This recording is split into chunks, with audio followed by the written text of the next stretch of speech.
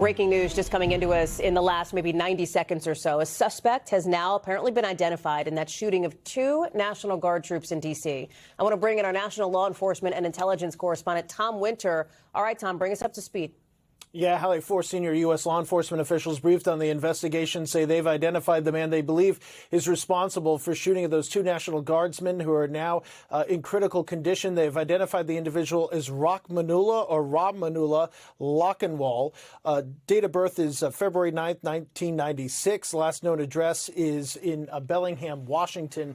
This individual was identified through, he did not have an ID on him.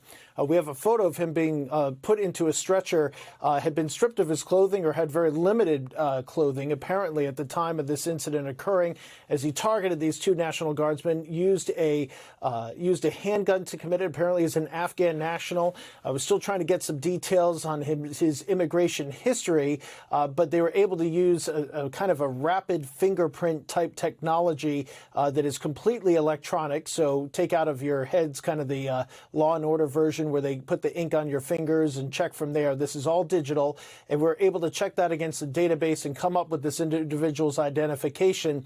Having seen a photo that we're still trying to confirm of this person and a photo of this person that was on the stretcher, they do appear to be the same individual. So again, Rahmanullah Lakanwal from Bellingham, Washington, an Afghan national born in 1996, is the person that the FBI now believes is responsible for this. And as we've been reporting, and as NBC News was first to report tonight, in fact, the FBI is investigating this initially as a potential act of terrorism. Of course, motives can change in the course of the investigation. They can look into that.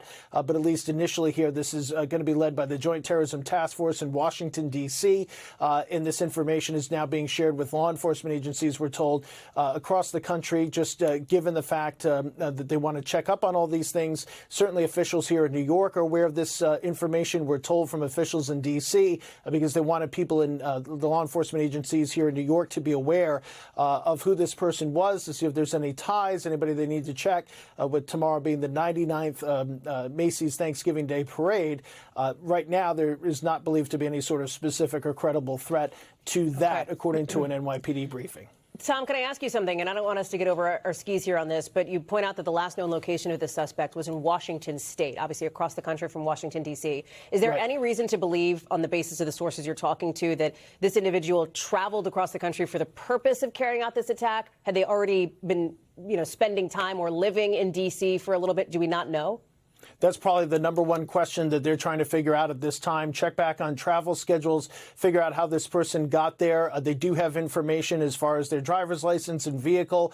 They'll check that. There's obviously license plate readers. We've seen that come into such use by law enforcement over the past several years. And just this year, you look at New Year's Day, that information was so helpful in trying to determine the location and how the individual that attacked New Orleans on New Year's Day, and also remember the incident at the Trump Hotel in Las Vegas. That individual who had an incendiary device that arrived at the hotel there, they were able to trace that person's travels through the license plate reader and get an identification. So all of that, Hallie, will go into the investigation. But you've asked the question that law enforcement is desperately trying to figure out at this hour. And I know you're working the phones to try to figure that out. Tom Winter, thank you for jumping in front of a camera with that developing news late tonight. Appreciate that.